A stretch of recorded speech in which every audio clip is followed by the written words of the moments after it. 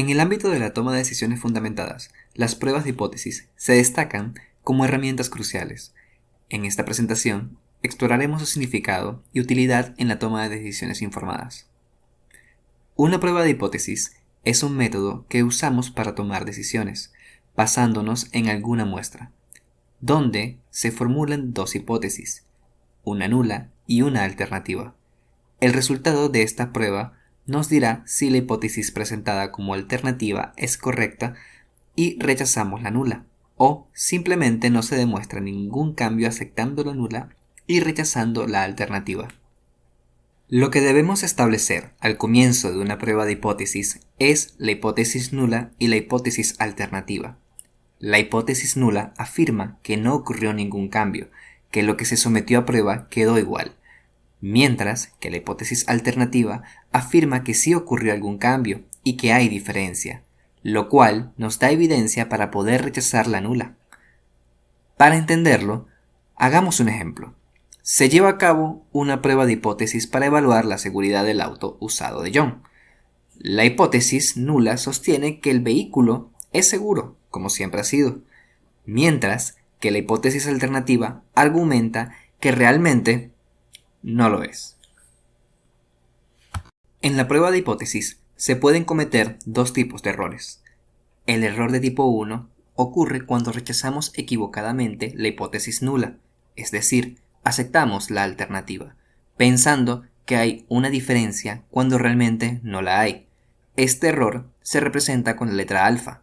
Por otro lado, el error de tipo 2 ocurre cuando no rechazamos la hipótesis nula, la aceptamos, aunque había evidencia de una diferencia real.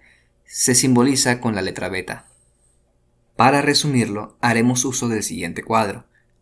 Tenemos aquí la hipótesis nula y solo hay dos posibilidades, que sea verdadero o falso.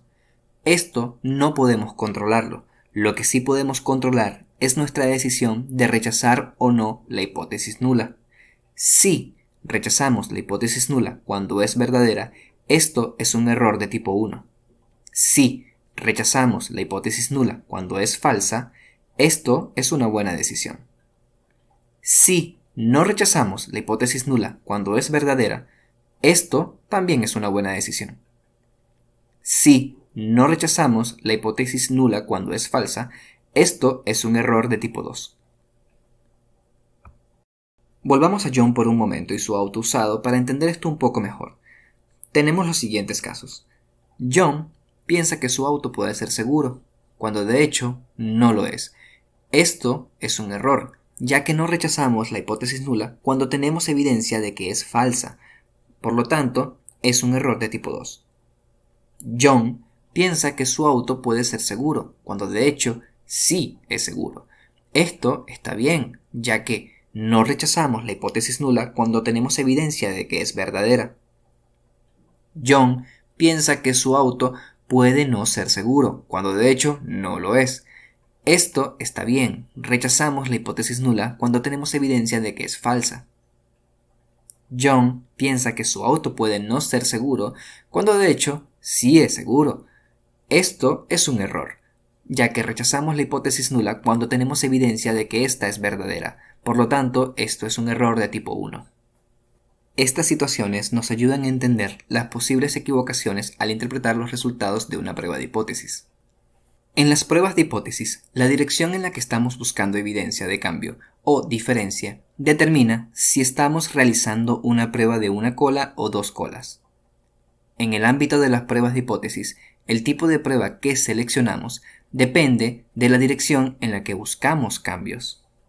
Para entenderlo, imaginemos que estamos investigando si un nuevo método de enseñanza mejora las notas de los estudiantes en una clase de matemáticas aplicadas. En una prueba de una cola, nos preguntamos si este método hace que las notas sean mayores que con el método actual. Por otro lado, en una prueba de dos colas, nos preguntamos si el nuevo método afecta a las notas de alguna manera, ya sea haciéndolas mayores o menores, en comparación con el método actual. La elección dependerá de la pregunta que queremos responder. En la de una cola nos interesa un cambio en una sola dirección, en este caso si las notas mejoran, mientras que en la de 2 colas no nos interesa en qué dirección, nos interesa que en cualquiera exista una diferencia. Para hacer una prueba de hipótesis, lo primero es establecer ambas hipótesis, nula, alternativa, y establecer umbral crítico. Luego recopilamos los datos que necesitamos y usaremos la fórmula adecuada para hacer el cálculo dependiendo del caso. Tenemos 2 fórmulas comunes, T y Z. El uso de T es cuando no conocemos la desviación estándar poblacional y la muestra es menor a 30. Usamos Z cuando sí la conocemos o tenemos una muestra mayor a 30. El resultado nos dará el estadístico de prueba, el cual vamos a comparar con el valor crítico. Si el estadístico cae en la región de rechazo, entonces se rechaza la hipótesis nula. Por último, tomamos la decisión basándonos en la interpretación de los resultados. Hagamos unos ejercicios para ilustrar esto.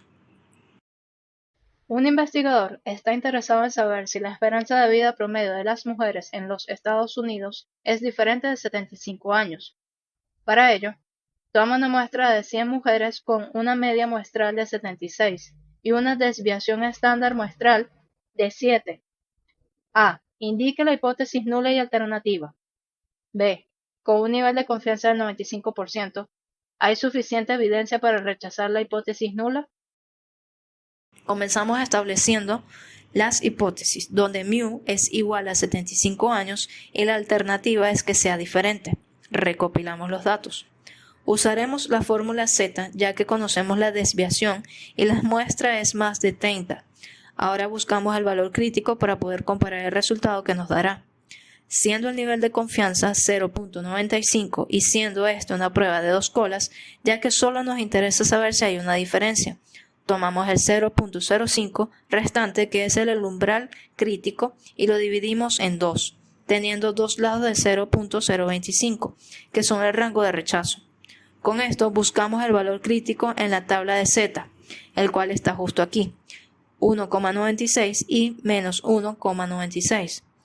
Ya con el valor crítico hacemos el cálculo y nos da que la estadística es aproximadamente 1.43 y esto está dentro del rango si lo comparamos con el valor crítico, lo que significa que no tenemos suficiente evidencia y la hipótesis nula no se rechaza.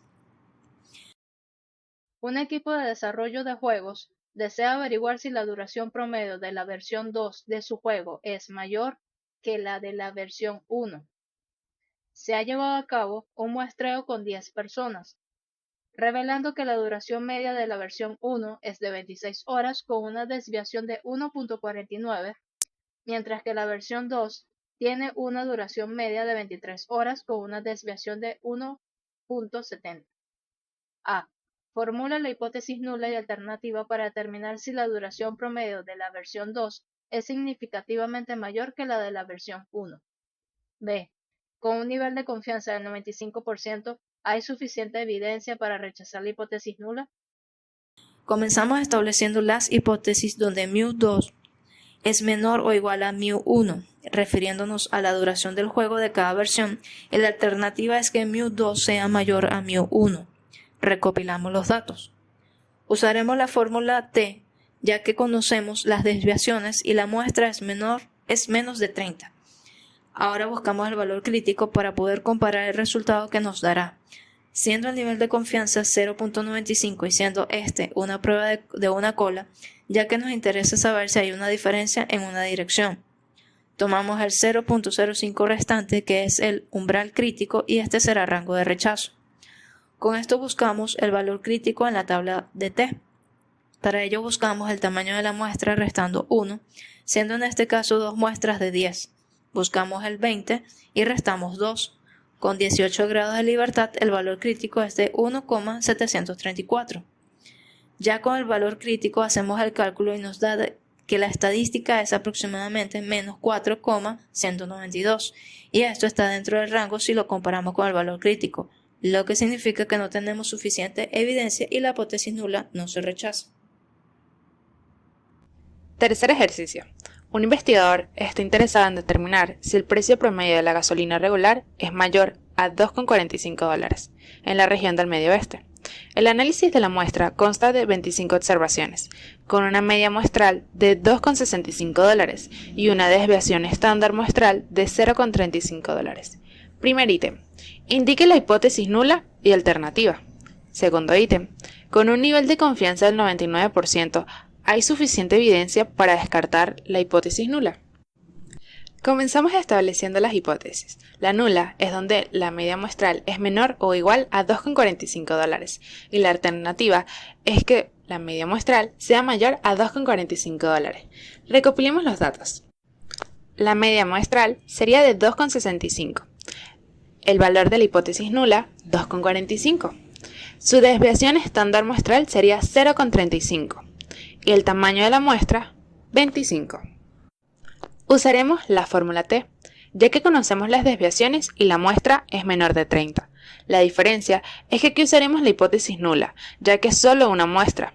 Ahora buscamos el valor crítico para poder comparar el resultado que nos dará, siendo el nivel de confianza 0,99 y siendo este una prueba de una cola, ya que nos interesa saber si hay una diferencia en una dirección. Tomemos el 0,01 restante y este será rango de rechazo. Con esto, buscamos el valor crítico en la tabla T.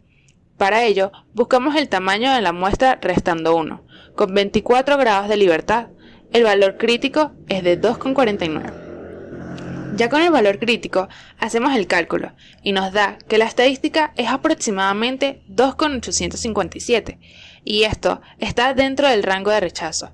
Si lo comparamos con el valor crítico, lo que significa que sí tenemos suficiente evidencia y la hipótesis nula se rechaza. Importancia de la prueba de hipótesis. La prueba de hipótesis nos ayuda a tomar decisiones basadas en hechos. Puede ser útil para confirmar ideas en la ciencia o para hacer que las cosas funcionen mejor en la industria. En lugar de tomar decisiones al azar, esta herramienta nos da una manera más segura de decidir, reduciendo la incertidumbre y ayudándonos a mejorar lo que hacemos. La prueba de hipótesis se usa en muchos lugares para respaldar afirmaciones y entender mejor lo que estamos investigando. Muchas gracias por su atención.